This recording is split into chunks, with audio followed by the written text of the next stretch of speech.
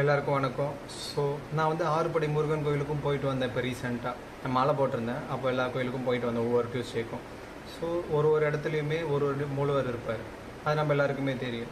So இப்போ நம்ம பழனி பார்த்தோன்னா அதுக்கு ஒரு டிஃப்ரெண்ட் ஸ்டோரி இருக்குது. திருச்செந்தூருக்கு சூர சம்பவம் பண்ணார் அசுரனை. ஸோ அந்தமாரி ஒரு இடத்துக்கும் ஒரு ஹிஸ்ட்ரி இருக்குது. நான் என்ன பண்ணேன்னா ஒரு கோயிலுக்கும் போனப்போ ஞாபகார்த்தமாக ஒரு முருகர் ஃபோட்டோ வாங்கினேன். இது கீ செயின் அந்த மாதிரிலாம் வாங்கிட்டு வந்தேன். நான் என்ன ஃபீல் பண்ணேன்னா உங்கள் எல்லாருக்கும் காமிக்கலாம். லைக் நான் எனக்குன்னு ஒரு இடம் வச்சுட்டேன் நான் பூஜை ரூமில். அங்கே ஃபுல்லாக முருகர் மட்டும் தான் இருக்கணும் அப்படின்னு. ஸோ அது உங்களுக்கு காமிக்கலாம்னு நினச்சேன். இப்போ நான் காட்டுறேன் பாருங்கள். இவர் தான் நம்ம ராஜ அலங்காரத்தில் இருக்கிற பழனி முருகர். ஸோ அப்படியே வந்தோன்னா திருப்பரங்குன்றம் பழமுதிர் சோலை முருகர் இருப்பார். இந்த மயில் வந்து நான் திருச்செந்தூரில் வாங்கினேன். ஸோ இது நல்லா இருந்தது பார்க்க. வழக்கம் போல் ரேட் அதிகமாக தான் சொல்லுவாங்க. எப்படியோ வாங்கிட்டு வந்தது. இவர் நம்ம திருச்செந்தூர் முருகர். அப்புறம் இவங்க திருத்தணி, அப்புறம் சுவாமி மலையில் வாங்கினேன். ஸோ இதுதான் நம்ம ஹோல் செட்டப். அண்ட் நான் உங்களுக்கு ஒன்று தான் சொல்ல ஆசைப்பட்றேன். என்னென்னா நம்ம லைஃப்பில் நிறைய கஷ்டம் வரும். ஈவன் இப்போ கூட நம்ம வந்து நிறைய ஃபேஸ் பண்ணிக்கிட்டு இருப்போம் லைஃப்பில். நம்ம அப்போல்லாம் முருகர்கிட்ட கேட்போம், நல்லவங்களாக இருக்கிறது தப்பா, ஏன் இவ்வளோ கஷ்டம் கொடுக்குற, தப்பு பண்ணுறவங்க சந்தோஷமாக தானே இருக்காங்க. ஈவன் நானும் அதில் ஒருத்தவன் தான். ஈவன் எனக்கு முருகர்னா அந்த அளவு நான் அடிக்டே கிடையாது. ஃபஸ்ட்டு ஒரு 9 மாதம் முன்னாடி லைக் ரொம்ப சேலஞ்சஸ் ஃபேஸ் பண்ணேன். ரொம்ப கஷ்டம் வந்துச்சு என் லைஃப்பில்.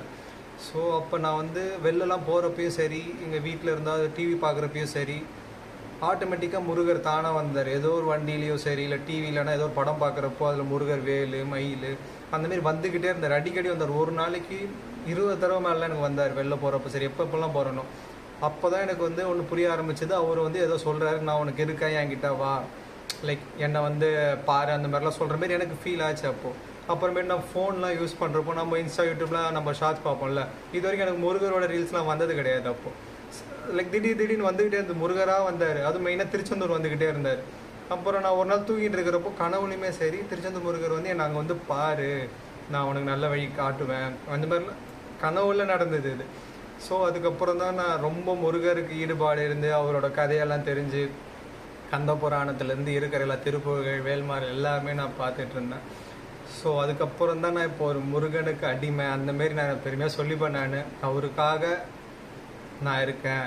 லைக் அவர் நம்ம கூட இருக்கார். நீங்கள் அவர் வந்து ஒரு ஃப்ரெண்டாகவே பார்க்கலாம். என் தெரிஞ்சு எந்த தெய்வத்து கூட பேச முடியுமா தெரில, இவர் கூட நம்ம பேசினா அவர் நம்ம கூட திரும்பி பேசுவார், அந்தமாரி ஒருத்தர்.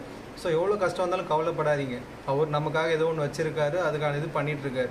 நம்ம ஏதோ ஒரு இதில் பாவம் பண்ணியிருக்கோம், அதுக்கான தண்டனை நம்ம அனுபவிக்கணும். தண்டனைன்னு சொல்கிறதோட கர்மா. அது இந்த வினையெல்லாம் அழிஞ்சிக்கிட்டே வந்ததுன்னா நம்ம ஃப்யூச்சரில் நல்லா இருப்போம். அவரை நம்புங்க.